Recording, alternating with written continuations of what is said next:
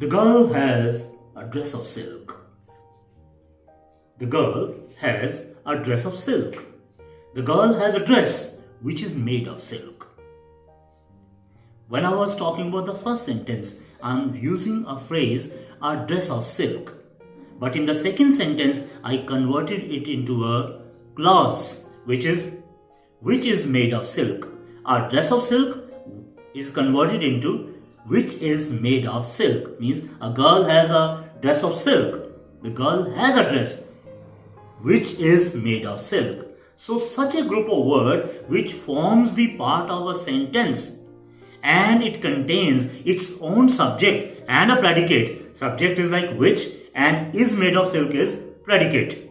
So whenever a sentence, a group of words has its own meaning and it becomes a part of the sentence and it has its own subject and predicate, that is called a clause. This is lesson 5 where I'm going to, and that is of English grammar A to Z, and I'm going to tell you about clauses. So as I just told, I repeat once again, clause is a group of words which conveys its meaning in the sentence and it has its own subject and predicate. Now clauses are of 3 types. First is adverb clause, then there is adjective clause, and then noun clause. First let me take some examples of adverb clause. First I will write a sentence which has a phrase, and then that phrase will be converted into a clause for your understanding so that you can differentiate between a phrase and a clause, and how a simple sentence can be converted into a complex sentence by changing the phrase into a clause. Whenever we convert a phrase into a clause, it automatically becomes a complex sentence from a simple sentence. And here are the examples for you. First is, he wakes up at sunrise. He wakes up at sunrise. At sunrise is a phrase, and this is an adverb phrase. Now, I will change this sentence. He wakes up when the sun rises. This is first option. Second, we can also say it like this. He wakes up when the morning breaks. When the morning breaks or when the sun rises, this is a clause. In the previous sentence, it was at the sunrise. And now in this sentence, when the sun rises. So this way, the sentence from a simple becomes a complex one. And here comes the use of an adverb clause. One more example for you, like in comparison with air, water is heavy. In comparison with air, water is heavy. The main sentence is water is heavy, and the phrase is in comparison with what? With air. Now I will change it into a clause. Water is heavy when it is compared with air. Water is heavy, that part remains same. It doesn't change because it is the main part of the sentence. But phrase is converted into a clause, like water is heavy when it is compared with air. You can see that both sentences don't change their meaning. Their meanings remain same. One more example, like he behaves like a gentleman. Like a gentleman is a phrase. Now I will convert this phrase into a clause. Like he behaves like a gentleman becomes he behaves as a gentleman does. He behaves as a gentleman does. First sentence was having a phrase, but the second sentence, phrase is converted into a clause. This is the way you can make your own sentences by using the adverb clauses. Watch this video again and again to understand and focus on the sentences. I'm sure you will be able to understand. Next type of clause is called adjective clause.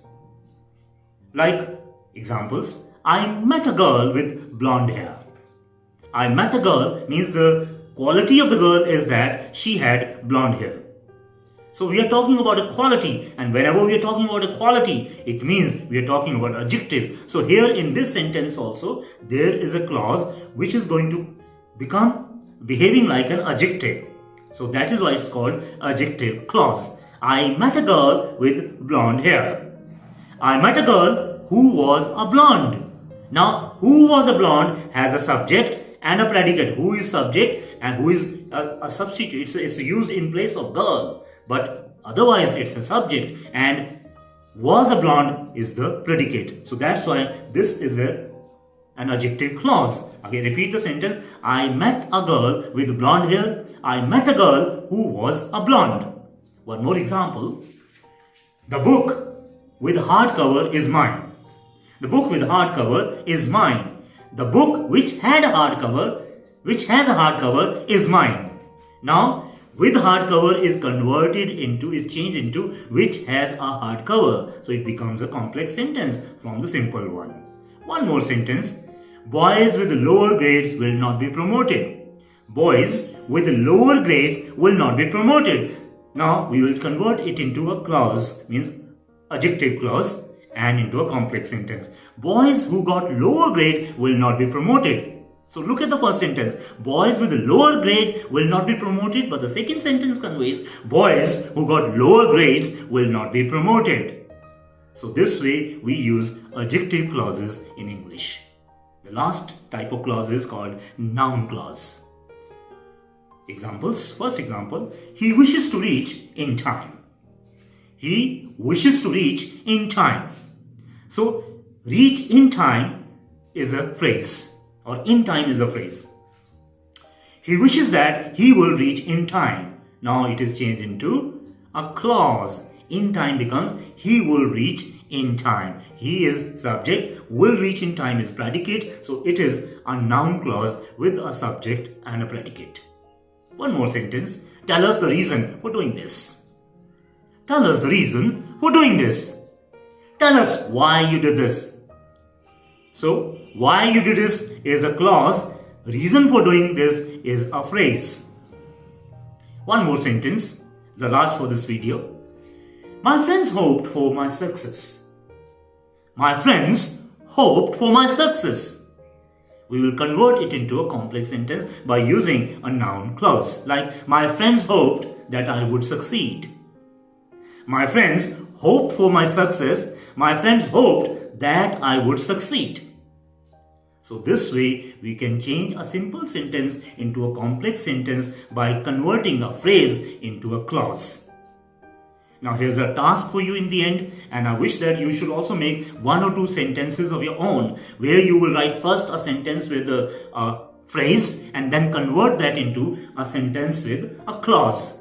One with adverb clause, one with adjective clause, and one with the noun clause. Means at least 6 sentences you should write in the comment box, and I'll see how correctly you write the sentences. See you in the next video. Till then, goodbye. Thank you.